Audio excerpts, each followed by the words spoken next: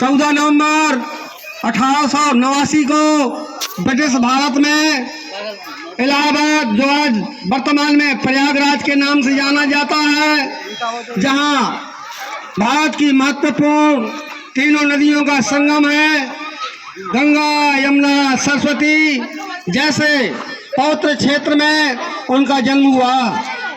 ऐसी पवित्रता उनके हृदय में विद्यमान रही और इस पवित्रता ने, पंडित जवाहरलाल नेहरू जी की पवित्रता ने देश को आज़ाद करवाया, देश की आज़ादी में अहम भूमिका निभाई। साथियों, इनके बारे में चाहे जितना बोला जाए, लेकिन मैं थोड़ी से बोल ही पाऊंगा कि इनका जन्म के बारे में बता दिया है। साथियों, पंडित जवाहरलाल नेहरू जी जब देश के प्रधानमंत्री बने थे तो देश की स्थिति चारों तरफ की बहुत अत्यंत दयनीय थी, क्योंकि ब्रिटिश कंपनी ने व्यापार के माध्यम से भारत के अर्थ का शोषण किया था। जब ये भारत के प्रथम प्रधानमंत्री बने तो देश के चहुमुखी विकास के लिए इन्होंने योजना आयोग का गठन किया। 15 मार्च 1950 को पंचवर्षीय योजनाएं बनाई देश के विकास के लिए। और इन्होंने, जब पूरा देश दो गुटों में बट गया था द्वितीय विश्व युद्ध के पश्चात, मिश्रा जी जानते हैं द्वितीय विश्व युद्ध, संयुक्त राज्य अमेरिका ने जापान के नागासाकी, हिरोशिमा में बमबारी कर दी थी। पूरा देश दो गुटों में बढ़ गया था, मित्र राष्ट्र और धुरी राष्ट्र। तब उन्होंने एक नीति अपनाई थी, तटस्थता की नीति, जिसको गुट निरपेक्ष नीति के नाम से जाना जाता है।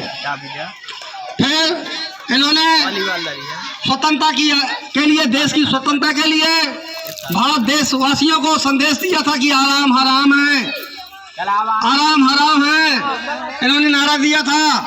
और डिस्कवरी ऑफ इंडिया, भारत की खोज, भारत के प्रधानमंत्री जी, प्रथम प्रधानमंत्री जी ने की थी। और इनका कार्यकाल, जब भारत देश में प्रथम आम चुनाव 1952 में हुआ था, इनका कार्यकाल 1964 तक रहा।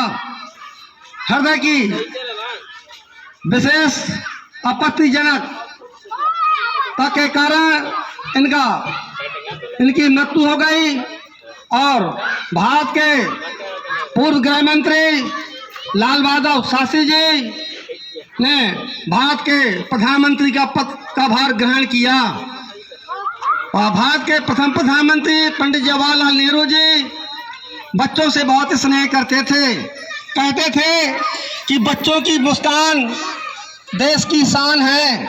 इसलिए उनका मुख्य उद्देश्य था कि बच्चों के भविष्य के लिए इनका शोषण न किया जाए, इनको शिक्षा के क्षेत्र में आगे बढ़ाने का प्रयास किया जाए, जिससे भारत देश हमेशा गौरवान्वित होता रहेगा, क्योंकि बच्चे ही आगामी आने वाले कल में राष्ट्र का भविष्य होते हैं। और इनको एकल प्रभुत्व का नायक कहा जाता है, क्योंकि इन्होंने भारत देश में कम से कम 3 पंचवर्षीय योजना, 3 पंचवर्षीय योजनाओं तक इन्होंने शासन किया है।